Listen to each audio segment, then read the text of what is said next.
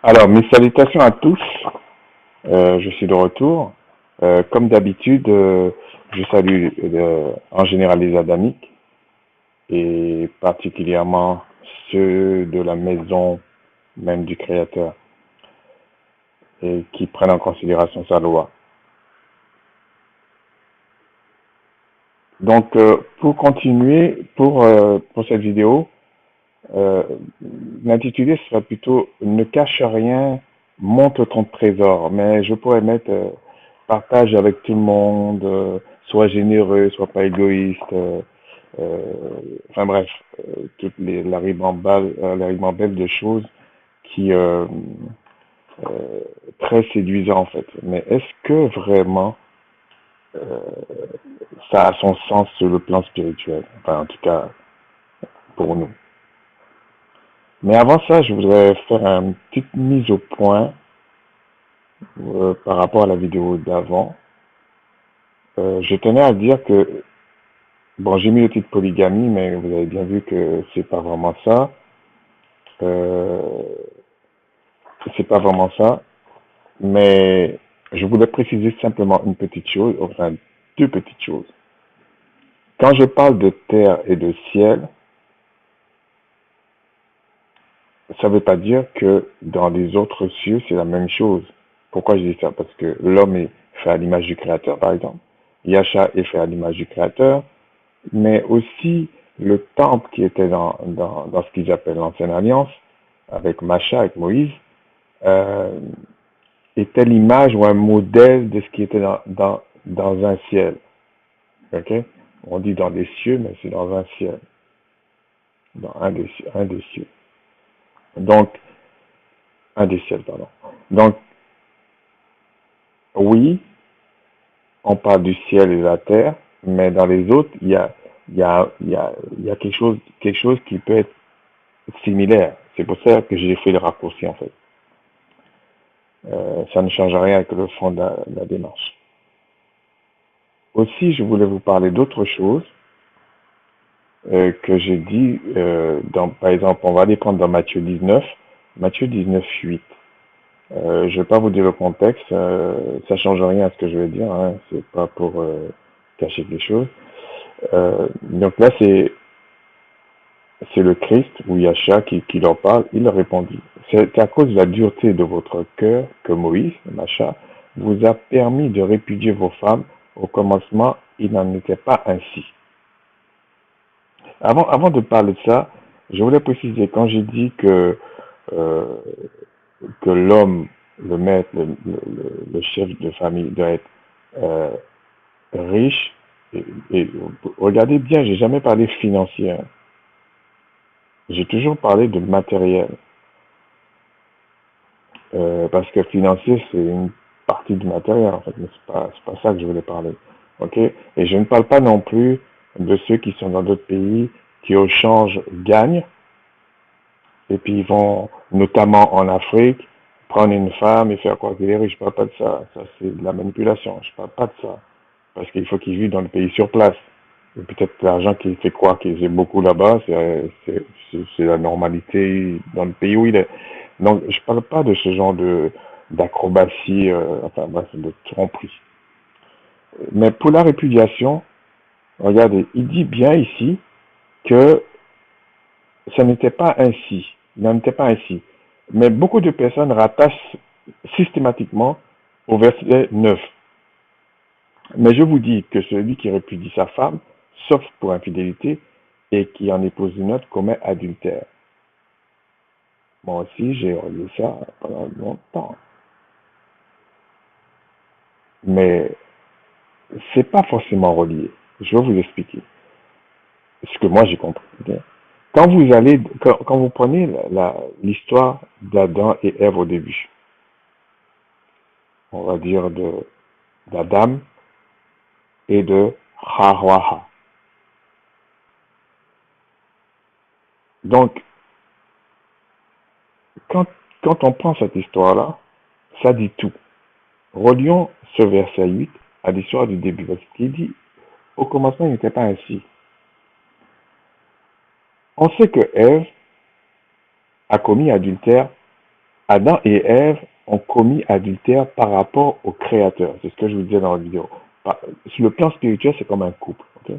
C'est pour ça qu'il ne faut pas prier avec n'importe qui, il ne faut pas faire n'importe quoi. Mais on verra dans la vidéo. J'avais à cœur de vous partager ce qui va suivre. Donc, quand vous regardez pour Adam et Ève, Ève, pour ceux qui ne pensent pas qu'elle a commis adultère vis-à-vis d'Adam, on dit même que Caïn était du malin. Donc là, c'est signé. C'est bien un adultère, même on va dire consommé d'une certaine manière.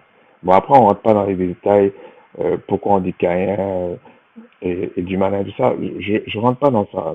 C'est pas l'objet de mon partage.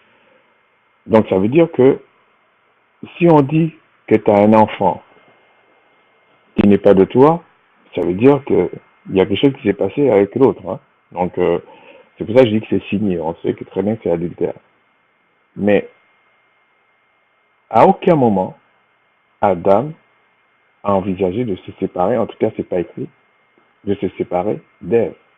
Ni même le Tout-Puissant a dit ça à Adam. Donc au commencement, même là, il n'y a pas de répudiation. Donc c'est pour ça que je vous dis, tant qu'il n'y a pas quelque chose qui rompt l'alliance, et la seule chose qui rompt l'alliance, c'est la mort, qu'elle soit spirituelle ou pas. C'est l'alliance. C'est ça qui rompt cette alliance. Et c'est un peu le cas avec tous ceux qui se sont rebellés contre le Créateur, qui sont morts spirituellement, et aussi bien leurs enfants qui sont même sur la terre. Hein. Donc, il ne faut pas se faire d'illusions. Ah ben, ceux-là, ils sont plus rattachés à une alliance. Donc, ils vont être détruits. Bon, c'était ça que je voulais vous partager un peu. Je ne suis pas rentré vraiment dans les détails, je voulais simplement préciser ça. Bon, on va rentrer dans le vif du sujet, en tout cas pour ce partage. Alors, l'argument des personnes, souvent, c'est de dire, oui, mais moi, je crois en le Créateur, je suis dans la vérité, euh, je n'ai rien à cacher, il ne faut pas être cachotier, il ne faut pas de cachotterie, etc., etc. Mais je vais vous montrer que c'est une religion, ça. Donc, on vous dit, il faut tout dire. Et c'est resté un peu parmi les, on va dire, pour faire court, les Noirs, devant certaines personnes, ils disent tout. Je ne dis pas qu'il faut mentir. C'est pas l'objet de mon partage. Je ne dis pas qu'il faut mentir. Mentir, c'est quelque chose de bien précis, ok? Je ne dis pas qu'il faut mentir. Mais est-ce qu'on doit dire tout à n'importe quel moment, dans n'importe quelle circonstance, tout simplement parce qu'on doit dire la vérité? On va voir si où on doit montrer tout parce que on croit le Créateur, on est sauvé, etc., etc. On va voir, ok? Donc, je précise que même les professionnels de l'image notamment ou de la radio et tout ça n'exposent pas leur famille. Donc, eux, ils savent pourquoi. J'en avais déjà parlé, eux, ils savent pourquoi.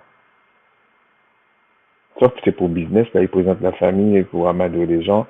Et malheureusement, je parle des sœurs, mais il y a des frères aussi. C'est des vrais consommateurs et ça fait même de la peine. Donc, faut pas oublier en préambule que les ténèbres pratiquent aussi une science qui est le mal, alors que la lumière pratique une science qui est le bien. Okay? Moi, quand je parle de la lumière, là, je parle pas de la lumière euh, de certains qui sont sur la terre là, et qui pensent qu'ils détiennent la lumière. Je parle pas de ça. Donc, pour continuer, je vous ai préparé quelques petits textes pour illustrer ce que je dis. Je vais vous montrer d'abord un argument qu'on utilise souvent. Donc, c'est dans Matthieu 5, à partir du verset 12. Bon, c'est Christ qui est en train, c'est Yahshua qui est en train de parler, et il dit, Réjouissez, réjouissez-vous, alors 5:12, Matthieu 5:12. Réjouissez-vous et soyez dans la dégresse, parce que votre récompense sera grande dans les cieux, car c'est ainsi qu'on a persécuté les prophètes qui ont été avant vous. Vous êtes le sel de la terre, mais si le sel perd sa saveur, avec quoi la lui rendra-t-on? Il ne sert plus qu'à être jeté dehors et foulé aux pieds par les hommes. Vous êtes la lumière du monde, une ville située sur une montagne ne peut être cachée. Mais regardez ce qu'il dit ensuite. Et on n'allume pas une lampe pour mettre sur le boisseau, mais on la met sur le chandelier et elle éclaire tous ceux qui sont dans la maison. Dans la maison. Et ainsi que votre lumière luise devant les hommes, afin qu'ils voient les bonnes œuvres et qu'ils glorifient votre Père qui est dans les cieux. Il y a quelque chose d'autre qu'on doit rajouter quand on lit ces textes-là, c'est le contexte. Que ce soit dans ce qu'on attribue dans l'Ancienne Alliance, beaucoup de textes qu'on lit étaient des situations qui se passaient dans la terre promise avec la loi dite de Macha. Donc, c'était pas fait dans le monde comme ça. Là, c'est pareil. Là, il est en Israël, si on prend ce terme-là.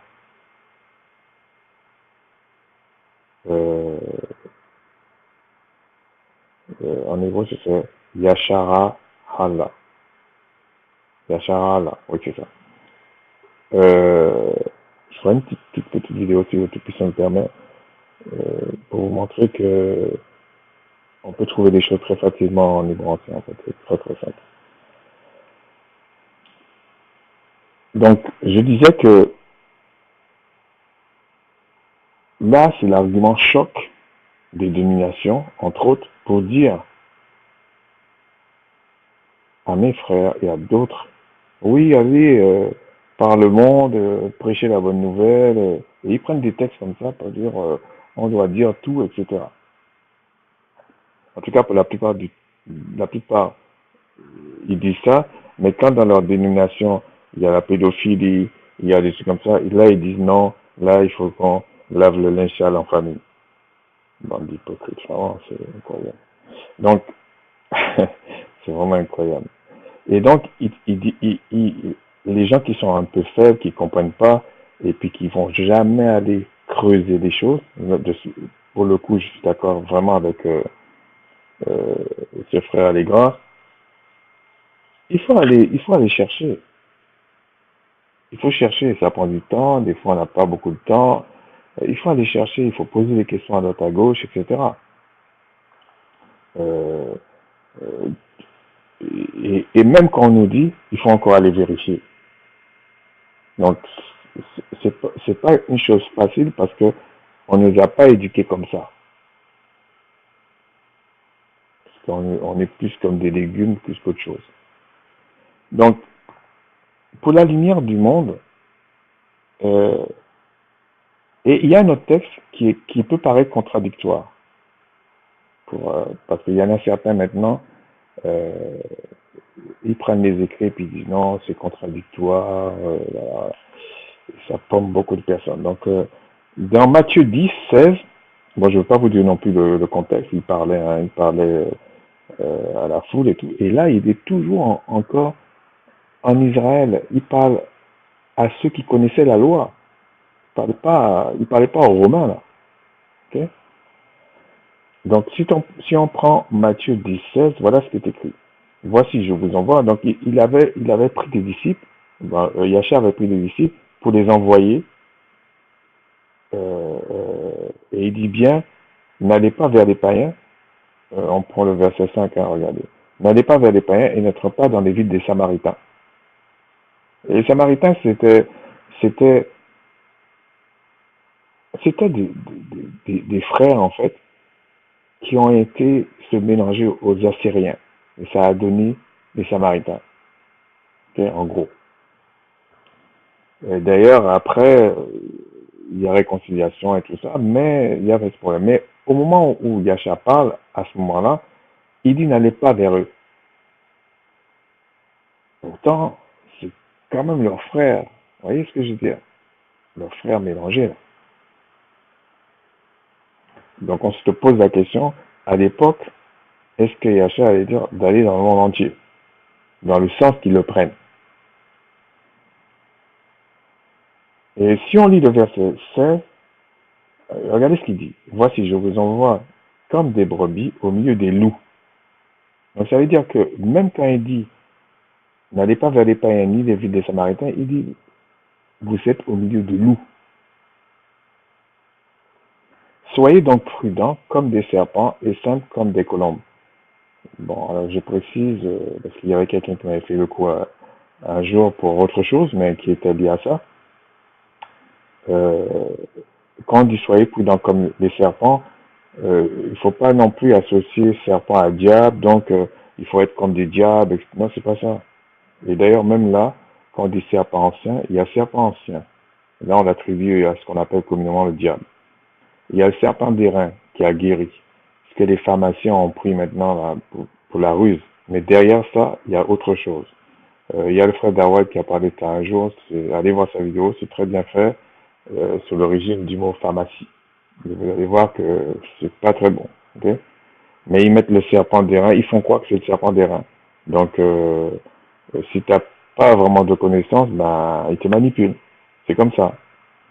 Donc, pour les serpents, il y a aussi, dans l'Apocalypse, on ne parle plus de serpents, vraiment on parle de dragons.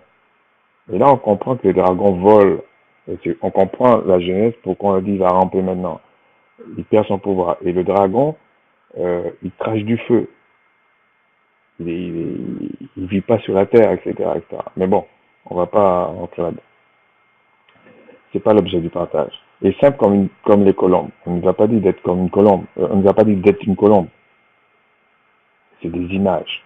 C'est des comparatifs, on va dire. Si on prend entre ce qu'on a dit là, de tout mettre à la lumière, et on prend ce verset, il y en a certains qui disent, mais c'est contradictoire. Okay? Donc, ils font croire que, donc ils emploient d'autres termes pour essayer de dénigrer ce qui est écrit, mais c'est pas ce qui est écrit là, en fait. Il faut prendre avec tout le contexte et puis un peu de jugeote. Donc, il dit bien que il les envoie comme une brebis. Comme des brebis, en fait. Mais pourquoi je prends ces deux textes-là? C'est simplement pour vous faire comprendre qu'en fait, même si on est dans la vérité, on n'est pas des cachotiers, etc., on doit être prudent.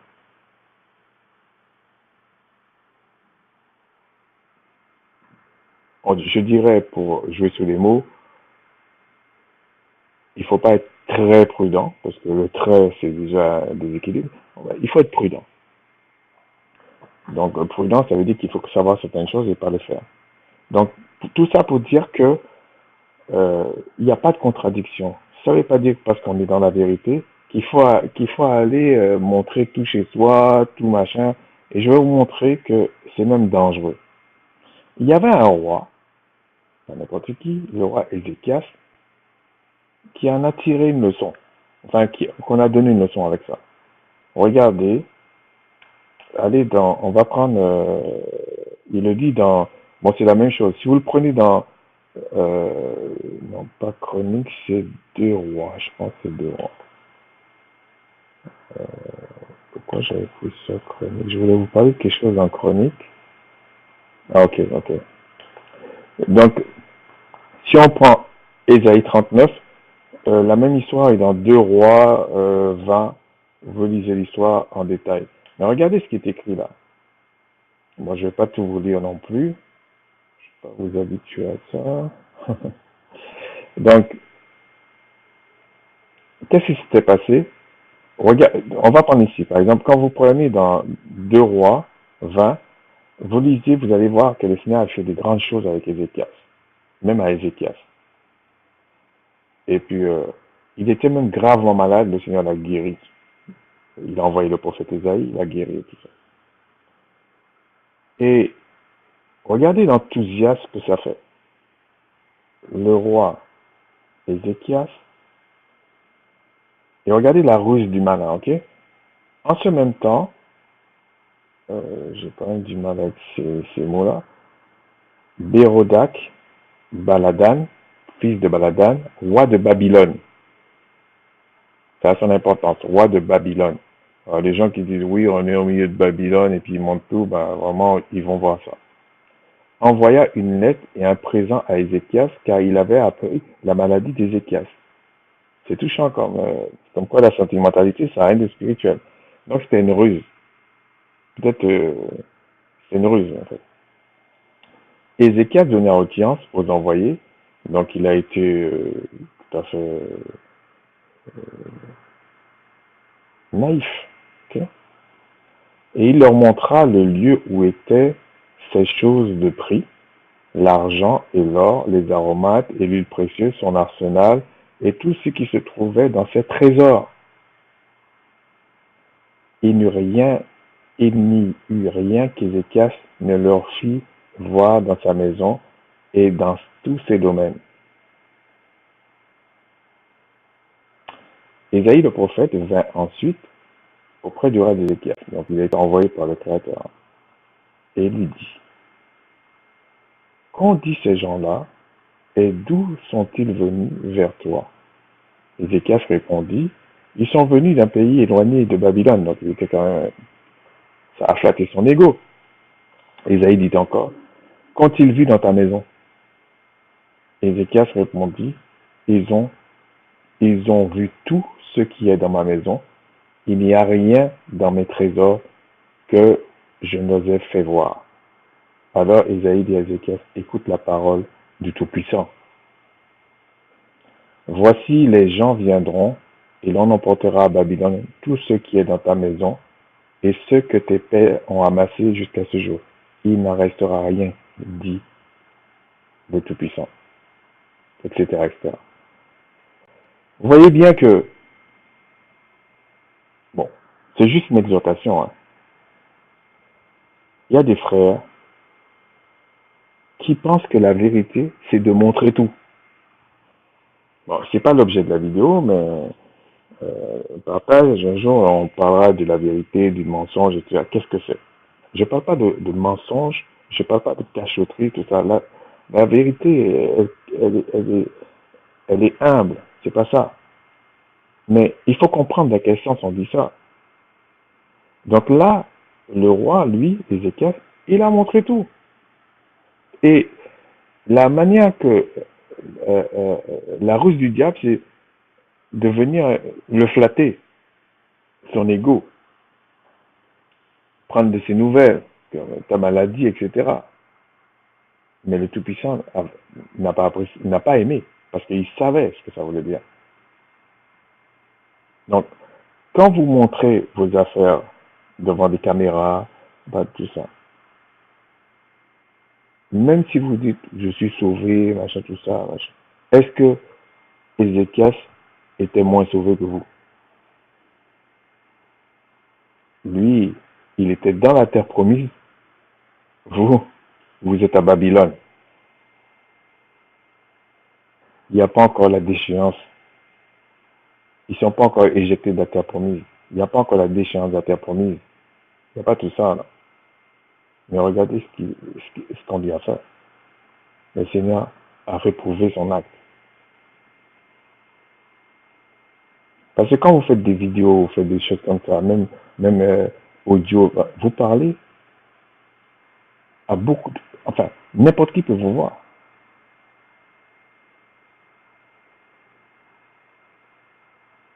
Et Ézéchias, lui, aurait dû être prudent, comme un serpent. Parce que ce sont des hypocrites. Et Christ a dit souvent, Yahshua a dit souvent, bande d'hypocrites, bande d'hypocrites. Donc ça veut dire qu'on ne montre pas tout à n'importe qui, n'importe comment. Et c'est pareil pour la prière. Regardez, c'est pas un étude sur la prière, donc on va pas parler de ça longtemps, c'est juste pour vous montrer des choses. Regardez dans Matthieu 6, de 1 à 7, je ne vais pas tout lire, hein, mais Christ fait des recommandations. Mais il dit, je pense au verset 6, non, au verset 5. Lorsque vous priez, ne soyez pas comme les hypocrites. Ça revient encore les hypocrites, qui aiment prier debout dans les synagogues, au coin des rues, pour être vus des hommes. Je vous le dis en vérité, ils reçoivent leur récompense. Bon, je dis pas qu'un frère qui fait une présentation, qui prie ou qui explique une prière ou des choses comme ça dans une vidéo, ça s'applique à ça, non. Mais il y a des personnes qui prient carrément séance de prière vraiment la caméra et tout ça là. Ce sont des hypocrites et ils auront leur récompense. Ça c'est pas du créateur ça. C'est pas de Yahshua ça. Mais il dit au contraire. Mais quand tu pries, entre dans ta chambre, ferme ta porte et prie ton Père qui est là dans le lieu secret, et ton Père qui voit dans le secret te le rendra. Et puis il dit après, ne multipliez pas les vaines paroles, comme les païens. Les païens là, ne prenez pas le sens de païen d'aujourd'hui. Il y a un frère qui avait fait ça, je pense que le frère Léa, c'était très juste. C'était juste. Pas très juste, c'était juste. Euh, ça, c'est pas, le païen, c'est celui qui n'adore pas le Créateur. C'est celui qui est religieux, même religieux, etc. C'est un païen.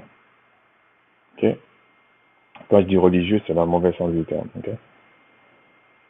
Qui fait sa petite religion à lui, mais qui s'en fout de ce que le Créateur lui a dit de faire.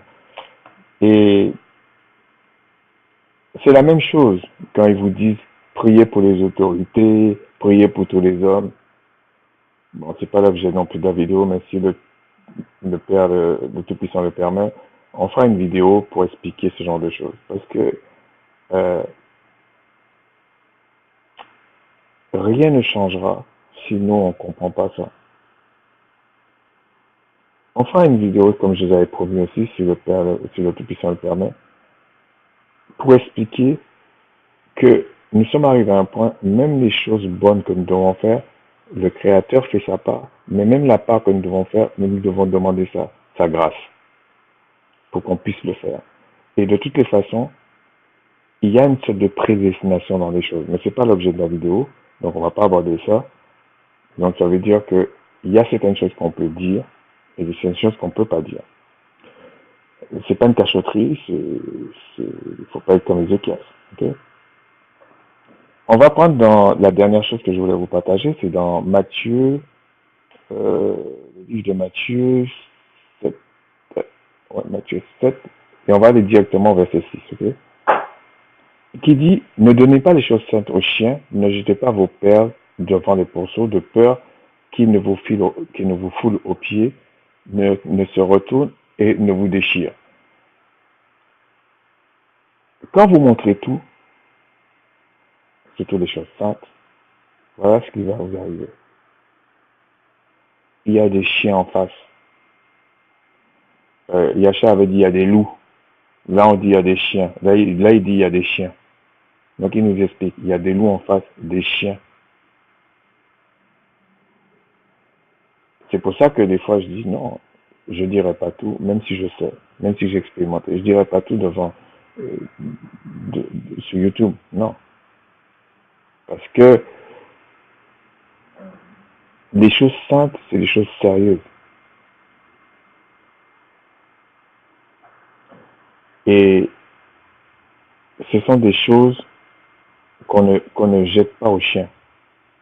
Alors vous allez me dire, vous allez prendre comme illumination, la partie qui parle, je pense c'est dans 15-21, qui parle de la dame. Bon, je ne vais pas tout lire. Vous savez, il était dans le territoire de Tyr de Sidon, Yahshua, et puis il y a une femme cananéenne. Okay? Donc elle vient et puis elle dit, pour bien comprendre, les Cananéens, c'était ceux qu'on devait renvoyer de la terre promise, et que le peuple a préféré faire des alliances avec. Erreur. Mais bon, ou péché, ou erreur, comme vous voulez. Donc, et elle dit quelque chose, et Christ était en admiration, en fait, étonné devant la foi de cette dame. Et il faut comprendre pourquoi il y a la foi de cette dame. Parce qu'elle est cananéenne, déjà. Et il dit, regardez, il répondit. Vous allez lire ça vous-même. Hein. Il y a même les disciples, il dit, renvoie-la, renvoie-la. Il répondit, je n'ai été envoyé qu'au brebis perdu de la maison d'Israël. Là aussi, c'est signé, là c'est clair. Okay? Mais elle vint se prosterner devant lui, disant, Seigneur, secours-moi. Et Yasha répondit, il n'est pas bien de prendre le pain des enfants et de le jeter aux petits chiens. Aux petits chiens. Mais la dame répond d'une certaine manière, mais les petits chiens mangent les miettes qui tombent sur la table des maîtres. Et après, il y a eu le miracle. Donc ça veut dire que quand sa fille a été guérie, c'était des miettes du royaume. Donc, il y a des personnes, quand ils voient des miracles et tout ça. Bon, c'est pas l'objet de ce partage. Il y a des faux miracles. Mais je parle même des vrais miracles. Sa fille fut guérie. C'est des miettes du royaume. Le royaume du Tout-Puissant, c'est un royaume indestructible, inégalable, incroyable. Donc, c'est pas étonnant. Mais tout ça pour dire que si on fait l'analogie avec Apocalypse, quand il y aura le temple qui va descendre sur la terre avec les sacrificateurs, le peuple du Seigneur, le peuple du Créateur, l'épouse de Yasha, il y aura des peuples sur la terre. Ces peuples-là qu'on dit qui sont pas du peuple, là, ce sont des petits chiens.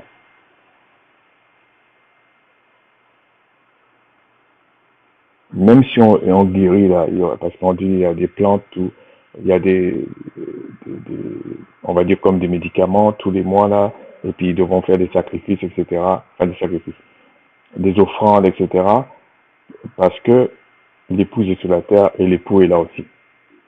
Mais ces choses-là qu'on explique, c'est tout simplement parce que en face c'est des petits chiens. Donc quand tu viens, tu fais ta caméra là, et tu montes toute ta vie là, pense à Ézéchias.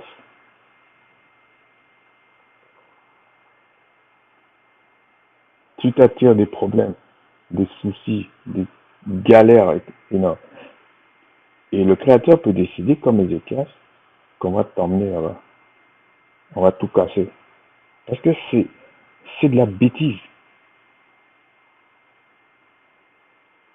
Donc, même si le Créateur nous dit, recherchez la sagesse, recherchez tout ça, vous qui êtes prédestinés au salut, parce qu'on parle clairement,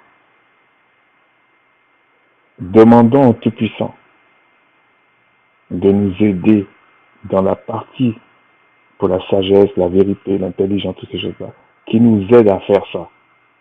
Parce que vous ne pouvez rien faire sans lui. Nous pouvons rien faire sans lui, proche de vous. Nous pouvons rien faire sans lui. Donc voilà le petit partage que je voulais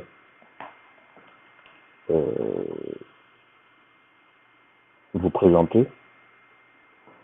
Et puis, plaise au Tout-Puissant de bénir son peuple, de guérir ceux qui sont malades, de ramener ceux qui sont perdus. Selon ce qu'il a dit. Une petite précision. Quand on parle, on nous dit on est à Babylone, tout ça. L'exemple qu'il faut qu'on retienne, il faut qu'on soit comme Daniel ou comme ceux qui étaient à Babylone.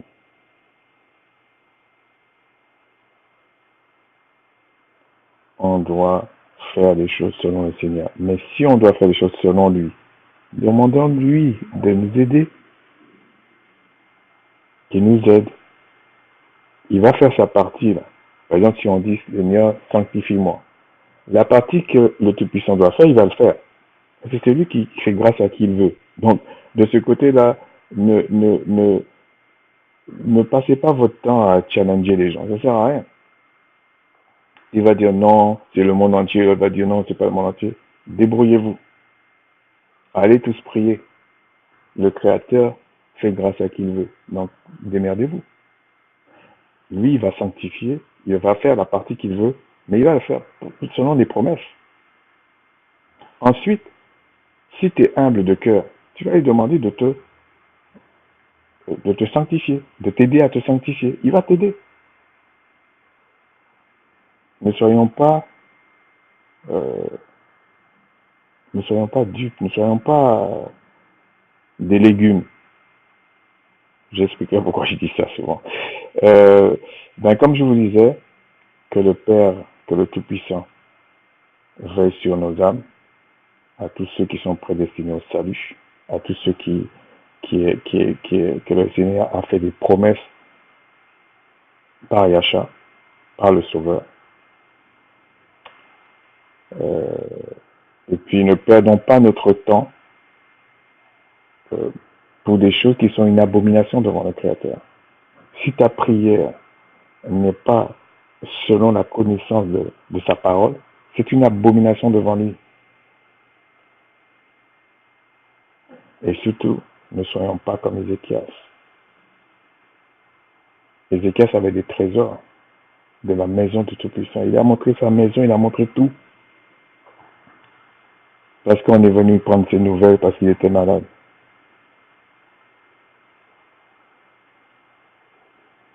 Mais est-ce que ce roi-là de Babylone a envoyé ses médecins pour le guérir? Réfléchissons un peu. Sur ce, je vous dis à tous, à mes chers frères et sœurs bien-aimés, Shalom.